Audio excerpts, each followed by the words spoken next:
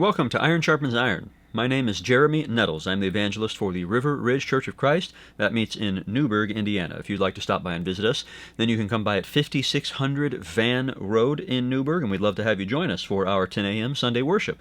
You can get there an hour early at 9 and catch our Bible study as well, and you can also find us at the same place at 4 p.m. Sundays for an afternoon worship period, as well as Wednesday evenings at 7 for the other half of our Bible studies.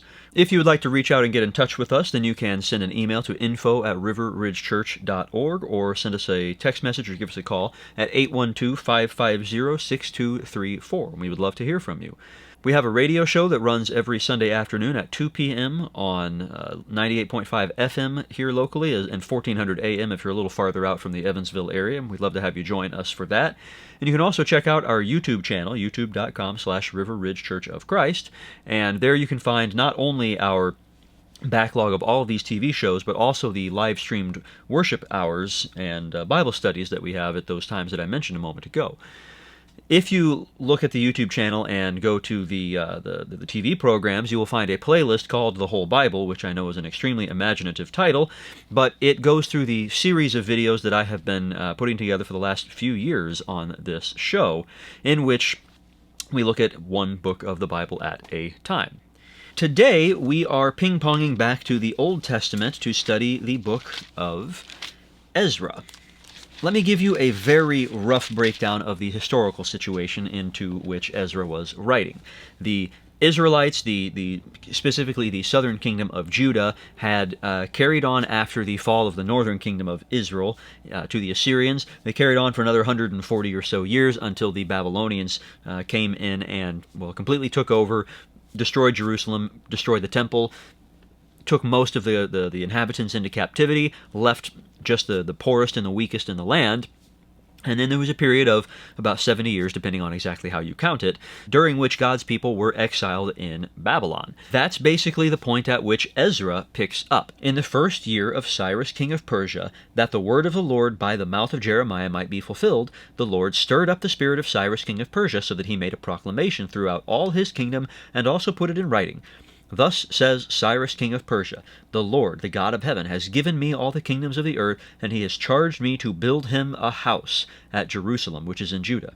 Whoever is among you of all his people, may his God be with him, and let him go up to Jerusalem, which is in Judah, and rebuild the house of the Lord, the God of Israel. He is the God who is at Jerusalem. And let each survivor in whatever place he sojourns be assisted by the men of his place with silver and gold, with goods and with beasts, besides freewill offerings for the house of God that is in Jerusalem.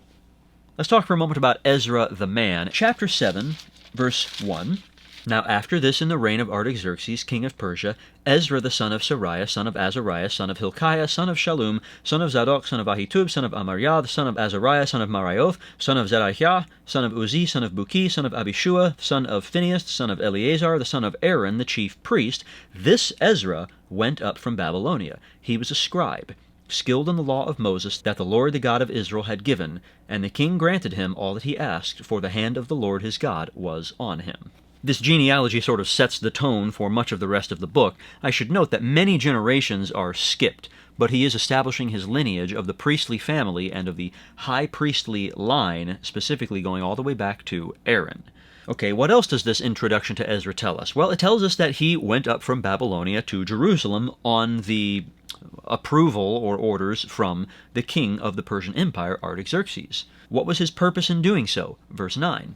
For on the first day of the first month he began to go up from Babylonia, and on the first day of the 5th month he came to Jerusalem, for the good hand of his God was on him. For Ezra had set his heart to study the law of the Lord, and to do it, and to teach his statutes and rules in Israel. That's enough for us to start with on Ezra himself.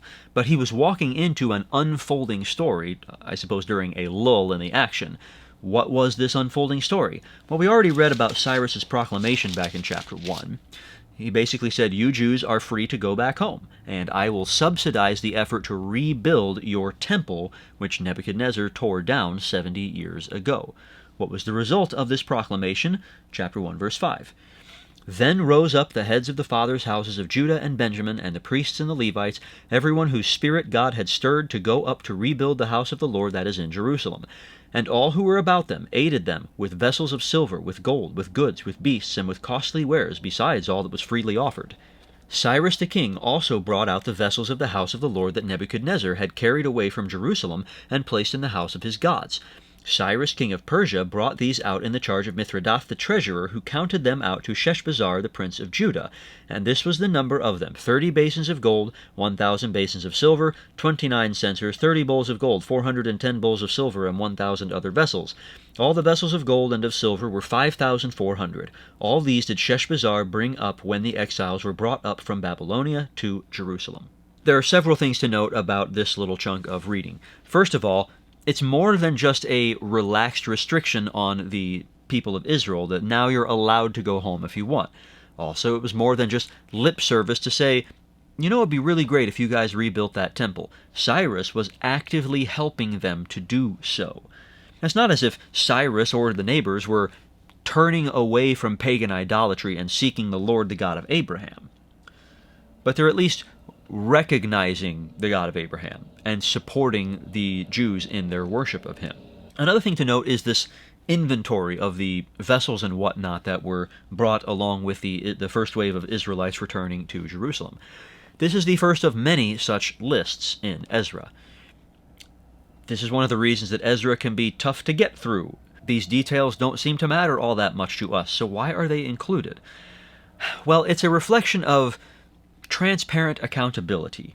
You see, Ezra is a very conscientious, meticulous, careful, thoughtful person, and he's demonstrating this quality repeatedly, and to a degree that I'm sure everyone around him found extremely irritating. In his actions in chapters 7 through 10, he displays this in his own behavior. It's no different when he's reporting the actions of others. He says, here's what they did, and I want them to get full credit with God and man for exactly what they did. And I also want there to be a record, so that these things can be traced, and so that maybe some nefarious little surprises can be entirely avoided. Ezra may not have been the most fun guy at parties, but he's a scribe. And this is what you want in a scribe, frankly. Finally, we get to the task at hand: return and rebuild. They're not just approaching this with a good enough mentality, but the attitude is, let's make this as reverent and majestic as possible, out of devotion to our God. Many moderns could learn a thing or two from this attention to detail. Chapter 2 is excruciating. Let's begin in verse 1. Now these were the people of the province who came up out of the captivity of those exiles whom Nebuchadnezzar the king of Babylon had carried captive to Babylonia. They returned to Jerusalem and Judah, each to his own town. They came with Zerubbabel, Yeshua, Nehemiah, Seraiah, Reelaiah, Mordecai, Bilshan, Mispar, Bigvai, Rehum, and Baanah, the number of the men of the people of Israel, the sons of Parosh, 2,172, the sons of Shephatiah, 372, the sons of Arah, 775, the sons of Pahath Moab, namely the sons of Yeshua and Joab, 2,812, the sons of Elam, 1,254. Okay, that's more than enough. I think I started to doze off toward the end there. This continues through the entire chapter. Let's jump forward to chapter 3, then. It is no small task to show up in Jerusalem and build a quick temple. So what do? Well, they start small with the most important things, like the altar. Chapter 3, verse 1. When the 7th month came, and the children of Israel were in the towns, the people gathered as one man to Jerusalem. Then arose Yeshua the son of Yozadak with his fellow priests, and Zerubbabel the son of Shealtiel with his kinsmen. And they built the altar of the God of Israel, to offer burnt offerings on it, as it is written in the law of Moses the man of God. Why exactly would they want to start with the altar? Well, because daily offerings on that altar were mandated in the law, and you need a place to make those offerings. From the first day of the 7th month they began to offer burnt offerings to the Lord, but the foundation of the temple of the Lord was not yet laid. So they gave money to the masons and the carpenters, and food and drink and oil to the Sidonians and the Tyrians, to bring cedar trees from Lebanon to the sea to Joppa, according to the grant that they had from Cyrus king of Persia. So they've got an altar, and that's great, but there's a problem.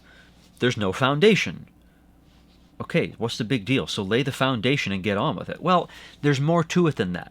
This is a giant complex that they're building on a mountaintop. Mountain peaks are not generally known for having very large flat places. Okay, so how are they going to begin with a level platform? You could either excavate the top of the peak, which would lower it, and that seems counterproductive in some ways, or you could build up the surrounding area to be level with the peak. And that's what Solomon had chosen to do 400 years prior. So the returned exiles followed suit. It's kind of like building the ancient Egyptian pyramids in reverse. And if I did the math right, trying to compute the rough volume of this foundation to get an idea of the scope of the project, well, it's somewhere in the neighborhood of twice the volume of the Great Pyramid of Giza, also constructed of giant blocks of stone. That's a big undertaking. Why would they need to do this again? I mean, the Pyramid of Giza has stood for quite a few thousand years. Wasn't there already a foundation from Solomon's time? Yeah, Babylon destroyed the temple completely, and between, well, fire damage and, collapsing walls and towers and such, there was plenty of damage to the foundation itself. Plus, several decades of no upkeep or maintenance of any kind surely turned it into a windswept, overgrown rubble heap. So, they didn't have to start from scratch, from the very ground up, but they did have to at least clear it of all of the garbage and then put a new face on what was already there. Still a big project. While they were busy building this artificial plateau at the mountain peak, their neighbors were observing. Chapter 4. Now when the adversaries of Judah and Benjamin heard that the returned exiles were building a temple to the Lord, the God of Israel, they approached Zerubbabel and the heads of fathers' houses and said to them, "Let us build with you, for we worship your God as you do, and we have been sacrificing to him ever since the days of Esarhaddon, king of Assyria, who brought us here." Well, this sounds like the same thing as Cyrus and their other neighbors who were just trying to help them. That's great. Why does he call them adversaries? Well, verse 3, "But Zerubbabel, Yeshua, and the rest of the heads of fathers' houses in Israel said to them, You have nothing to do with us in building a house to our God, but we alone will build to the Lord, the God of Israel, as King Cyrus, the king of Persia, has commanded us." What's their problem? These folks just want to help. Well, where did these people come from? We're talking about the Samaritans here. And yes, they did worship the Lord, the God of Abraham. But they were not God's chosen people, and they certainly were not worshiping in the way that God wanted to be worshipped. Exclusively would have been a good start. Also, is the reason that these people had for wanting to help entirely legitimate? If so, we might expect them to, maybe have their feelings hurt about being rejected, but to understand the reasoning. Instead, we read Ezra 4, beginning in verse 4, "Then the people of the land discouraged the people of Judah and made them afraid to build, and bribed counselors against them to frustrate their purpose all the days of Cyrus, king of Persia, even until the reign of Darius, king of Persia." Well, that's strange. This is politics. The entrenched local powers were seeing the return of the historical residents of the land, and seeing the rebuilding of that old nation's capital, and especially the temple of God, who grants them the right to live and reign there. And the current leaders were afraid that their days might be numbered unless they either got their foot in the door and established some kind of dominance in this up-and-coming rebuilt Jerusalem, or else used whatever influence they might have to put a stop to it, if they can't be a part of it. They even tattled to the Persian king. The latter part of chapter 4 records a letter that they sent to a later king, and it's out of order historically, but it's an example of the type of opposition that the Jews were facing. Verse 24, "Then the work on the house of God that is in Jerusalem stopped, and it ceased until the 2nd year of the reign of Darius, king of Persia." Cyrus's decree was in 538 BC, and the 2nd year of Darius would be 520 BC. So they took some time, they got there, they built an altar, they built a foundation, and that was it for 15 or so years. And then, chapter 5, verse 1. "Now the prophets, Haggai and Zechariah the son of Iddo, prophesied to the Jews who were in Judah and Jerusalem in the name of the God of Israel who was over them. Then Zerubbabel the son of Shealtiel and Yeshua the son of Jozadak arose and began to rebuild the house of God that is in Jerusalem, and the prophets of God were with them, supporting them. Each of these prophets, Haggai and Zechariah, has his own book. Haggai is very short, and everything in it is deeply connected to this same story. Zechariah is quite long, and mostly everything in it is directly connected to this same story. It's really nice, actually, to read all of these things together in order to get a good feel for the characters involved, but that's beyond the scope of what we can do today. Another local ruler shows up, and here we go again. Chapter 5, verse 3. At the same time, Tattenai, the governor of the province beyond the river, and Shethar-bozenai and their associates came to them and spoke to them thus, Who gave you a decree to build this house and to finish this structure? They also asked them this, What are the names of the men who are building this building? But the eye of their God was on the elders of the Jews, and they did not stop them until the report should reach Darius, and then an answer be returned by letter concerning it. This is a much better attitude. Yeah, well, we're going to keep doing what we're doing, and you go right on ahead, and we'll see what happens. Verse 6. This is a copy of the letter that Tattenai, the governor of the province beyond the river, and Shethar-bozenai and his associates, the governors who were in the province beyond the river, sent to Darius the king. Oh, great, it's another letter, but this one's written in a different spirit. Let's skip down to verse 17. Therefore, if it seems good to the king, let search be made in the royal archives there in Babylon, to see whether a decree was issued by Cyrus the king for the rebuilding of this house of God in Jerusalem, and let the king send us his pleasure in this matter. Tattenai's letter is very different from the letter sent by the other peoples of the land in the time of Artaxerxes. His letter basically just says, hey, here's the situation. I noticed it. It seemed unusual. I figured I should check on it. Let me know, okay? Well, Darius receives that letter, he gives his orders, the archives are searched, the previous decree by Cyrus is found, and chapter 6, verse 6. Now therefore Tattenai, governor of the province beyond the river, Shethar-bozenai, and your associates the governors who are in the province beyond the river, keep away. Let the work on this house of God alone. Let the governor of the Jews and the elders of the Jews rebuild this house of God on its site. Moreover, I make a decree regarding what you shall do for these elders of the Jews for the rebuilding of this house of God.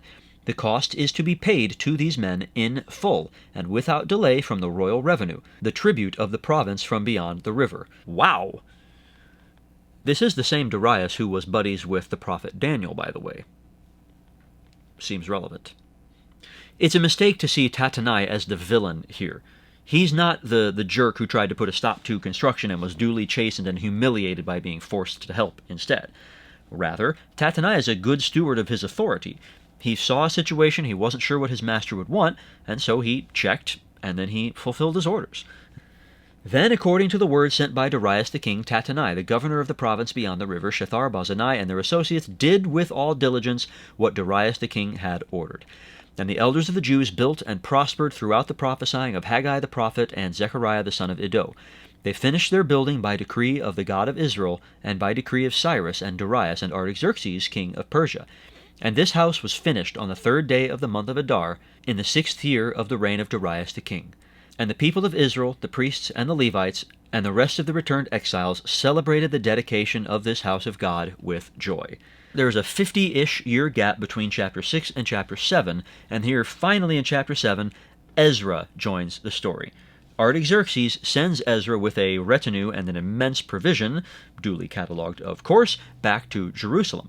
Chapter 8 is incredibly boring, but if you dig in and pay attention, you'll find it's more of Ezra's meticulous conscientiousness. He's making sure that everything within his power is done in accordance to God's law. There's a similar situation when Ezra arrives in Jerusalem, chapter 9.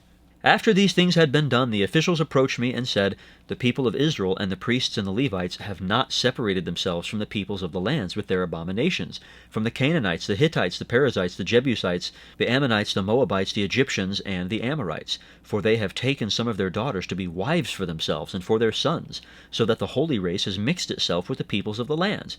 And in this faithlessness the hand of the officials and chief men has been foremost. As soon as I heard this, I tore my garment and my cloak and pulled hair from my head and beard and sat appalled. We started by seeing the Jews' zeal for the work of rebuilding the temple and their joy at its successful completion. Now we're seeing Ezra's careful concern that Israel should keep the law that God gave them. And those two sentiments are coming to blows at this point in the story.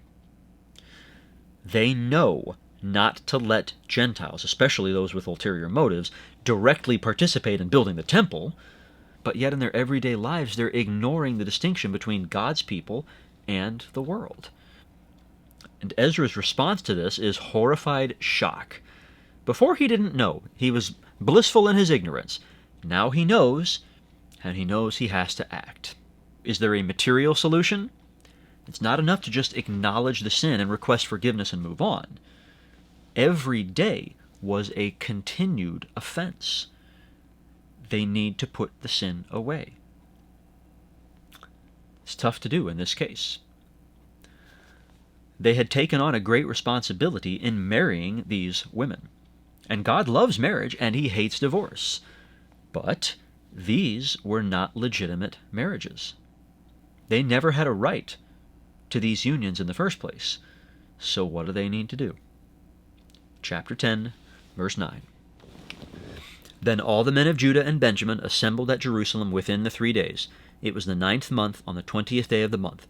And all the people sat in the open square before the house of God, trembling because of this matter, and because of the heavy rain.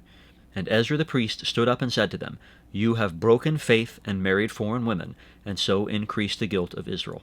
Now then, make confession to the Lord, the God of your fathers, and do his will. Separate yourselves from the peoples of the land, and from the foreign wives. Then all the assembly answered with a loud voice, It is so. We must do as you have said. Ezra's a real jerk, isn't he? Just when things were going so well, this goody two-shoes has to show up, after we've done all the work, mind you, and point out all the flaws in our lives. Such a pain in the neck. Why can't he just go along and not make a big deal out of every little thing? And if Ezra had done the very same thing, but in a different spirit, that would be an accurate assessment. But Ezra's not happy about this. He's not gloating. He's not enjoying it one little bit. But he knows what the law says, and he's obligated to teach it to the people and to enforce it. It makes him miserable. Ezra himself even includes this detail as we would write into the most melancholy scene in any work of fiction, that it was raining hard as they agreed to deal with this, almost as if God is commiserating with them. Ezra is right, and they all know it. And to their credit, they agreed to do what was necessary, painful though it would be. But Ezra's not quite done. He has to include one final little jab. It gets worse. The final verse of the book. All these had married foreign women, and some of the women had even borne children. Why'd you have to mention that? They broke up the families. Couldn't you have just left us in the dark on that? Well, this is Ezra we're talking about, so no. No, he couldn't. This is not a pleasant ending. What a weird book. It's barely even about Ezra, and yet it bears his name. All of the good stuff happened decades before he arrived. When he showed up, he made everyone miserable. And all he did was point out people's shortcomings. We could boil down the book of Ezra as follows. God shows his forgiveness and grants great blessings to his people. They have a job to do, despite affliction and opposition, and they are granted God's constant help even when you can't directly see his work. And this is all a promise of wonderful things to come. So, God's people have a duty to remain pure and holy, a duty to remain his people. This is a physical illustration through an Old Testament mentality and application. But what about now? Is the point that interracial marriage is wrong? No. Colossians 3:11. Here there is not Greek and Jew, circumcised and uncircumcised, barbarian, Scythian, slave, free, but Christ is all, and in all. Oh, okay, so then the book of Ezra just doesn't matter then. 2 Timothy 3:16, All Scripture is breathed out by God and profitable for teaching, for reproof, for correction, and for training in righteousness, that the man of God may be complete, equipped for every good work. See, the thing is, even in Ezra and Nehemiah, it wasn't just about a few Jews marrying a few Gentiles. There are plenty of examples of those. Moses married a foreign woman. Rahab, a Gentile prostitute, married into the nation of Israel. Ruth, of the nation of Moab, married into Israel. And Rahab and Ruth are both great-great-great-grandmothers of Jesus himself. The problem is that the Jews were not bringing these Gentiles in to become Israelites themselves. Instead, they were going the other way. They were becoming more like the world around them, instead of the people of the world joining and becoming like them. And there's a spiritual lesson in this. In 2 Corinthians chapter 6, verse 14, "Do not be unequally yoked with unbelievers. For what partnership has righteousness with lawlessness? Or what fellowship has light with darkness?" Okay, so is it as simple as don't marry outside of your faith? That principle is certainly there, but really it's bigger than that. The point is, as God's people, be different and get used to being different. Instead of just looking at the arc of the physical story in Ezra, let's consider it from a more spiritual perspective. It starts with a creation, followed by corruption, judgment or punishment that comes as a result, and then God gives mercy, followed by a rebirth. We can see that in mankind. We can see it in the story of Israel happening over and over, and we can see it in the book of Ezra too. Can you see it in yourself? Because you were born as God intended you to be, innocent. Because of Adam's sin, you grew to be susceptible to rebellion against God, susceptible to evil, sin. And God has decreed judgment for every unrighteous act, and every one of us has a long list of those unrighteous acts just waiting to be read out against us when we stand before God's throne to be judged. God gives us hints of that coming punishment in some of the afflictions we suffer on earth, but it's not even close to what we deserve. He's also shown mercy, and he has given the opportunity to be cleansed and to have a mediator, his own Son, who will vouch for you. That same Son has agreed to pay your penalty for sin, despite himself being totally sinless. Now, he wants you to be reborn in a new and eternal covenant with Christ. Israel passed through the Red Sea and was spiritually and symbolically killed and buried and reborn. We likewise must be baptized into a new covenant, joining Jesus in his death, burial, and resurrection, and rising to a new life devoted to his service in holiness and righteousness, patiently waiting for his return and the fulfillment of the kingdom, whose first fruits we enjoy on this earth. Are you one of God's people, working to build his dwelling place on earth, despite distractions and obstacles? Or are you more like one of the tattletales and corrupt obstructors, who say that they want to help, but really you're getting in the way and raising God's ire? Or maybe you're one of the well-disposed Gentiles who like God's people and are happy to see them succeed, but you aren't willing to join them yourself. What's the point of that? Don't you need the Messiah too? Stop vacillating and choose a side. If you're ready to join God's people, we would be happy to help at River Ridge. You can get in touch with us by phone at 812-550-6234, or you can email us at info@riverridgechurch.org. You can also find us at 5600 Van Road in Newburgh for Sunday morning worship at 10. I hope to see you there. Thanks for joining me today on Iron Sharpens Iron.